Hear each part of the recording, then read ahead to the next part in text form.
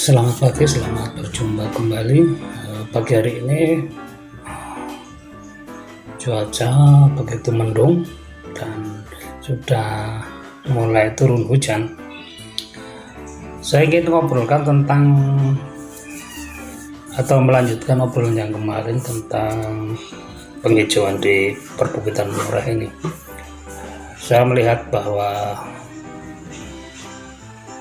penghijauan di Bukit Menoreh atau tanaman-tanaman untuk mengantisipasi tanah longsor dan lain sebagainya, atau penghutanan kembali yang dulu memang kalau menurut saya di sini bukan hutan, tapi memang adalah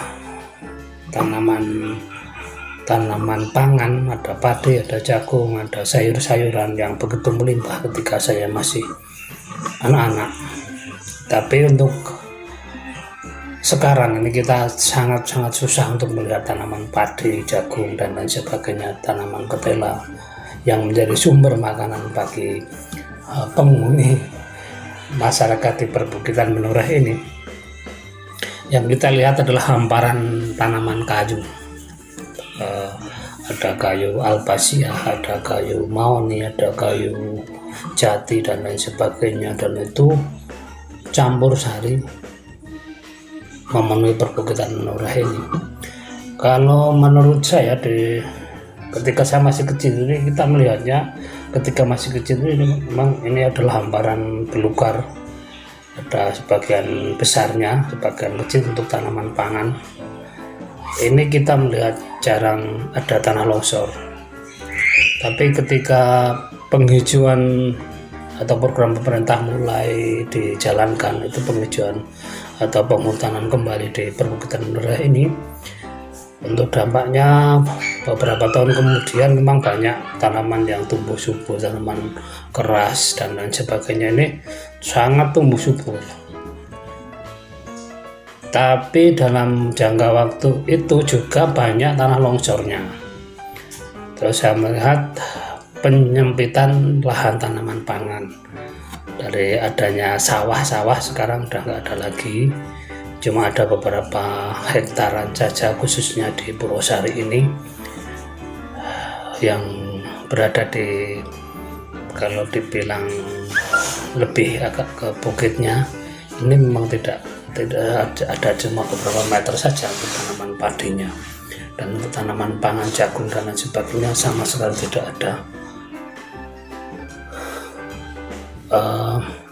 Ini membuktikan bahwa ada sisi buruk, ada sisi baik ketika program pemerintah ini dijalankan dengan baik. Saya melihatnya juga sisi buruknya, kandungan air itu ketika saya masih kecil itu di got atau sungai-sungai kecil itu masih banyak ikan, ya. Sekarang udah nggak ada lagi karena memang mungkin ikannya nggak kerasan ketika terlalu rapat.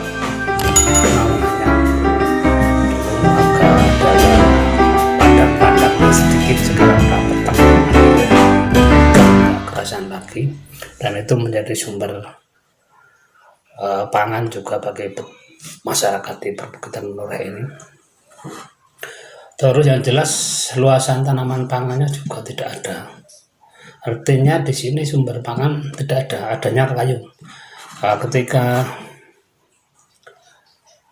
terjadi musim bencana kekeringan ini, saya melihatnya juga air susah didapat karena mungkin diserap oleh tanaman-tanaman keras, ada albasia, ada mahoni dan sebagainya. Dan ini biasanya terjadi beberapa tahun sebelumnya, mungkin 2-3 tahun itu baru terjadi kekeringan.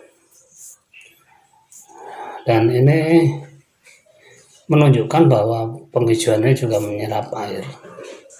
Kalau dulu bilang untuk menahan air, ini saya meragukan karena sumber air hari ini sangat kurang. Mungkin di daerah lain karena ini mungkin yang mendapatkan air bukan di pegunungannya Menoreh, mungkin di bawah sana di daerah Nanggulan atau sumber airnya banyak. Karena mungkin resapannya memang di Menoreh ini, tapi secara perbukitan Menurah ini akhirnya kekurangan air. Dan kalau kita melihat ini setiap tahun ada dropping air bersih untuk saudara-saudara kita yang di bagian timur dari Bukit Menurah ini, dan itu menjadi rutinitas yang sudah berjalan beberapa tahun terakhir ini.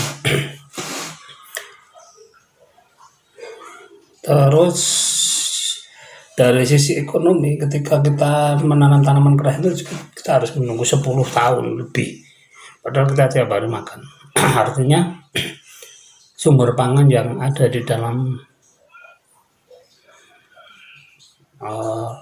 siklus kehidupan ini juga terpotong selama 10 tahun itu.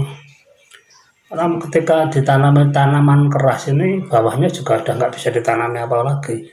Paling-paling itu tanaman talas atau sundo yang keladi itu aja nggak maksimal. Itu saja teman-teman, dan mungkin nanti kita sambung lagi, ngobrol lagi, bahwa kita bicara tentang plus minus keberhasilan penghijauan di Bukit Menurah ini untuk kehidupan masyarakat yang ada di perbukitan Menurah ini sendiri. Kita tidak menutup diri untuk mendengarkan mungkin saran dan kritik dari teman-teman. Ada beberapa teman yang menanyakan langsung ke saya, apa sih tujuannya gue ngobrol-ngobrol macam itu. Saya cuma ingin mengutarakan unek-unek saya, dan saya sudah ada tim untuk mengkoreksi apa yang saya obrolkan ini. Mudah-mudahan tidak melukai saudara-saudara yang mendengarkan. Terima kasih, dan bila ada yang terluka saya mohon maaf. Sampai ketemu dan selamat menjalankan tugas selanjutnya. Terima kasih.